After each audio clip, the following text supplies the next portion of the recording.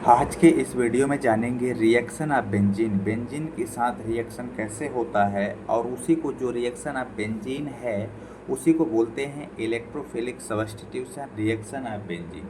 तो ये देखेंगे या फिर ये भी लिख सकते हैं कि aromatic substitution reaction of benzene, या फिर यहाँ पे एक वर्ड और जोड़ सकते हैं aromatic electrophilic substitution reaction of benzene. तो ये देखेंगे कि जो electrophilic substitution reaction are those reaction in which a hydrogen atom which is presence on the aromatic ring is replaced by an electrophilic. यानी कहने का मतलब ये होता है कि जो बेंजीन रिंग होता है, जो उसमें हाइड्रोजन एटम होता है, उसे क्या प्रेजेंट होता है, उसे क्या कर देते हैं, रिमूव कर देते हैं या फिर रिप्लेस कर देते हैं बाय इलेक्ट्रोफिलिक या फिर इलेक्ट्रोफाइल के साथ। या फिर यहाँ पे देख लेते हैं जो मेन मैकेनिज्म है कि जो हमारे पास एक बेंजीन होता है, ये क्या है, बेंजीन है। इस बेंजीन में यहाँ पे हाइड्रोजन एटम पाया जाता है। यहाँ पे एक इलेक्ट्रोफिलिक के साथ क्या करते हैं, रिएक्ट कराते हैं, तब ये क्या कर देता है, इसे रिप्लेस कर देता है, इसके पास चला जाता है और सीधे ये बाहर निकल जाता है। तो ध्यान देना है। तो एक इंटरमीडिएट कंपाउंड बनता है, यहाँ पे क्या बनता है, इंटरमीडिएट कंपाउंड बनता है। जैसे यहाँ पे ई का एडिशन हो गया और हाइड्रोजन एटम या जिसको बोलते हैं प्रोटॉन, ये क्या होता है, प्रोटॉन अलग हो गया, बाहर निकल गया। अब इसी की हम बात करेंगे मैकेनिज्म। जो मैकेनिज्म है, मैकेनिज्म में होता क्या है, मैकेनिज्म में स्टेप्स कितने होते हैं वो देखेंगे। तो जो मैकेनिज्म है, क्या mechanism of electrophilic substitution reaction में देखेंगे। जो स्टेप फर्स्ट है, स्टेप फर्स्ट में क्या होता है कि in first step electrophile add, first step में क्या होता है, इलेक्ट्रोफाइल एड होता है। ध्यान देना है, to the benzene ring and formation of carbocation. ध्यान देना, स्टेप फर्स्ट में इलेक्ट्रोफाइल एड होता है, किसमें, बेंजीन रिंग में। ये क्या है, बेंजीन रिंग इलेक्ट्रोफाइल को क्या करते हैं, ऐड कराते हैं। तो हमारे पास क्या बन जाता है, जो प्रोडक्ट बनता है कार्बोकेटायन बन जाता है। तो यहाँ पे क्या हो जाएगा, कार्बोकेटायन बन जाता है। कार्बोकेटायन के साथ में ही यहाँ पे एक प्रोटॉन होता है, ये क्या है, कार्बोकेटायन बन जाता है।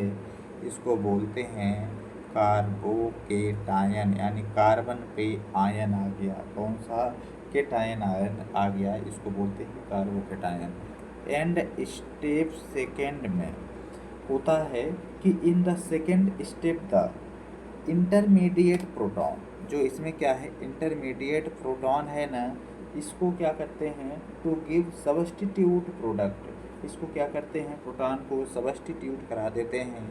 देखिएगा यहाँ पे हमारे पास ये था, कार्बोकेटायन बना हुआ था, एच यहाँ पे इलेक्ट्रोफाइल था। इसमें जब हम हाइड्रोजन आयन को निकालते हैं तो सिर्फ हमारे पास क्या बच जाता है, सब्स्टिट्यूट बन जाता है, ओनली क्या बन जाता है, सब्स्टिट्यूट। और साथ में प्रोटॉन क्या हो जाता है, आयन अलग हो जाता है, यही सब्स्टिट्यूट है। इसी को बोलते हैं सब्स्टिट्यूशन, याद रखना है, सब्स्टिट्यूट, और इसी को बोलते हैं सब्स्टिट्यूशन।